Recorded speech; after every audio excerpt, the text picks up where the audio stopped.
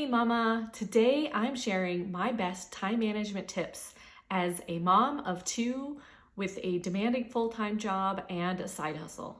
If you are constantly overwhelmed and struggling to find a balance between work and family, or just trying to figure out how to fit it all in, this video is going to be your new best friend. I'm sharing the routines that keep me calm, focused, and mostly sane, and how I stay organized and recharge with self-care and finally let go of that soul-sucking mom guilt. So let's jump in. Let's start with the most game-changing routine of all, mornings that start with you and not your kids. Mornings win the day, so let's conquer our mornings. As moms, we tend to wake up and immediately go into go mode, but carving out just 20 minutes for yourself before the chaos of the day begins can change your entire day. I typically wake up at least 30 minutes before my kids, and not to prep lunches or clean or do all those other chores. I use this time to center myself. I take time to meditate and review my priorities for the day and adjust any of my schedule that I need to.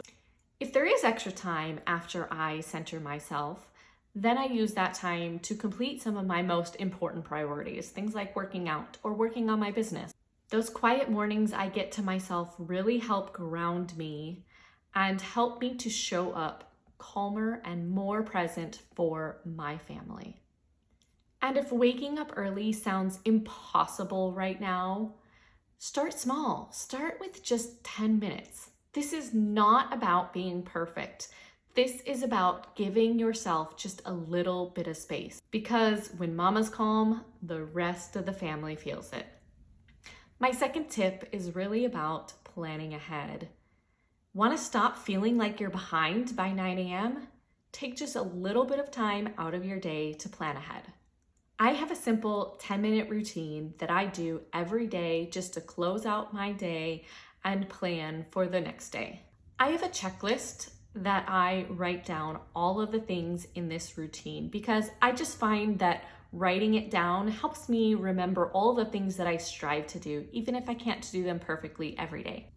This routine starts with me clearing my inbox and adding tasks for anything that's going to require more attention. I then check off my to-do list and move anything that I didn't do from today until tomorrow or further days out. And this action is not about feeling guilty. I do not allow myself to go down a spiral of all of the things that I didn't do. I keep this as an unemotional activity, and whatever I didn't do, I move to future days and let it go and move on. I then take any handwritten notes that I've done throughout the day and put them into my digital note-taking app, which I also call my second brain. And I have to say, I follow Tiago Forte's method of building a second brain, and it has been a game changer for me in terms of organizing all of the stuff that I need with easy access. I also then capture any really good insights throughout the day, which I call capturing the gold. So if there was something really good that I had thought about during the day, or I was in a meeting and I just took a quick note of something that I want to remember later or want to look in more, I will go and take that information and also transfer it into my second brain. My last two steps of this routine are pretty simple. I review my calendar for tomorrow and look at my schedule and see if there's any other things I need to move around or any priorities I need to shift based on what I got done today. And the very last step of my routine is to reflect. So I think about the day and I think about what went well, what didn't go well, what in my routine maybe didn't work so well I need to change tomorrow. What did I really like that actually worked really well that I need to continue doing? And this is where I will also reflect on my tasks. So I said earlier that activity is not an emotional activity. Now when I get to my reflection, I do look at it to understand, am I getting the things done that I planned to do? And if not, why? Are they just not a priority and I added them to today when I really shouldn't have? Or Is there something else that's stopping me from getting my priorities done? Or were they really something that I just didn't want to do, that I just wrote down and I need to delete and let go? This routine is about progress, not perfection. There may be some days as a part of this routine that you spend most of that 10 minutes cleaning up your inbox. And there may be other days where you have a lot to reflect on and you might not get through all of these steps. And that is absolutely okay. The key here is really to just try to keep a few minutes at least every day that you can do this. And the more and more you do it, the quicker and more efficient it will become. And trust me, this will be a routine that you will look forward to and you will really miss when you don't have it in place. My next tip is about boundaries. Yes, boundaries even with your family. Boundaries are not walls, they are bridges to a more peaceful you. I always liked the saying that boundaries are like seatbelts.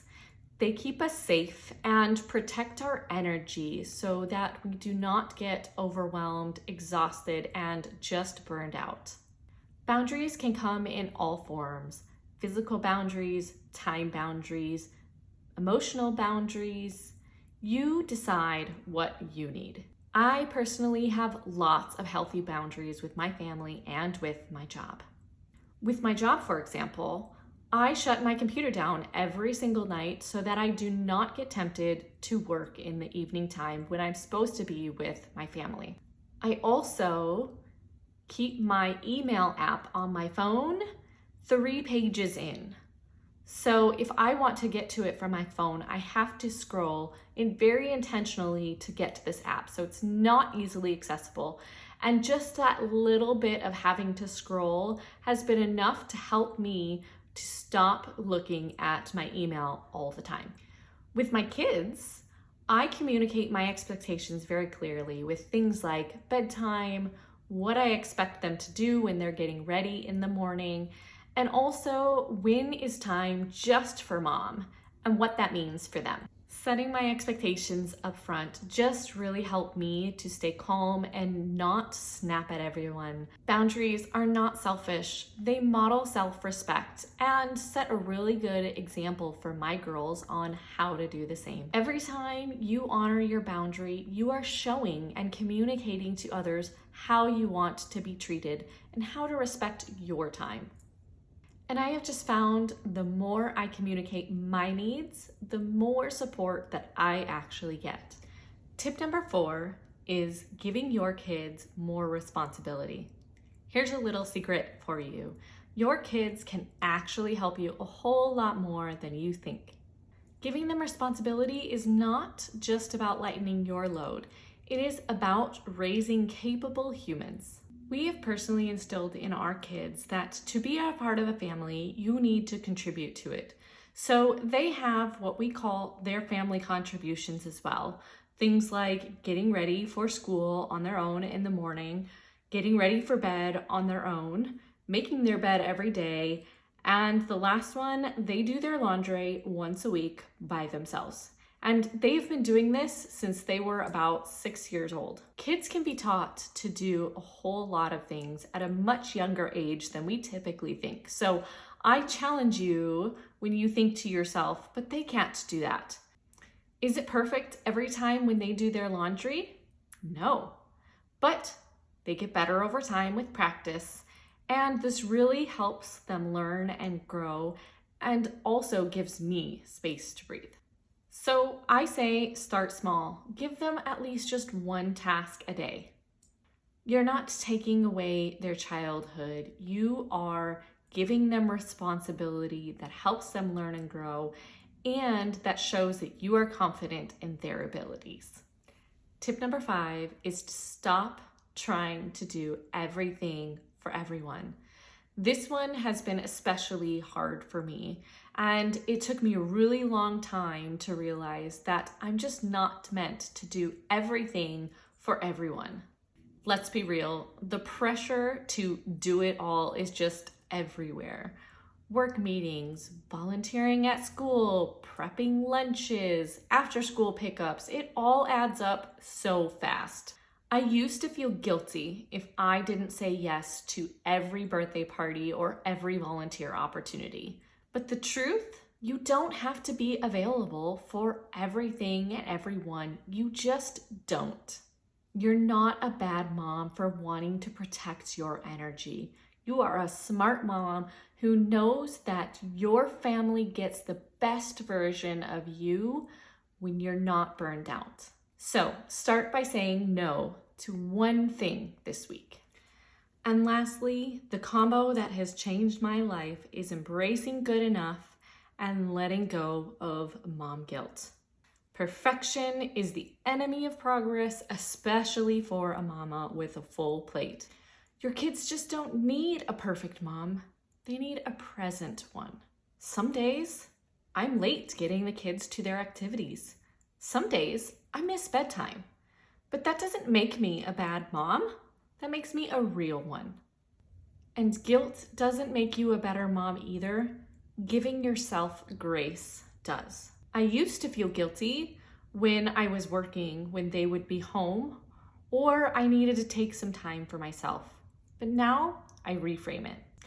When my kids see me pursuing something that I care about, it teaches them that it's okay to have passions and boundaries. That is not selfish. It is modeling self-respect. So let go, mama. Let go of the guilt. Let go of the pressure. Let go of the Insta-worthy standards. You are doing more than enough, mama. You are showing up, and that, at the end of the day, is what matters. So if you've been waiting for permission to let go of the guilt that you've been holding on to you, here it is. You are not just a mom, you are a full human being. And taking care of yourself is a gift to your family, not a burden. Mama, you are not meant to run on empty.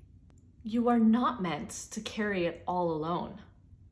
Routines aren't meant to be rigid or perfect. They are there to support you. So I challenge you, pick just one of these tips this week and see how it shifts your energy and your mindset. Start small, be consistent, and most of all, give yourself grace. You are not just surviving, you are building a life that actually feels good to live.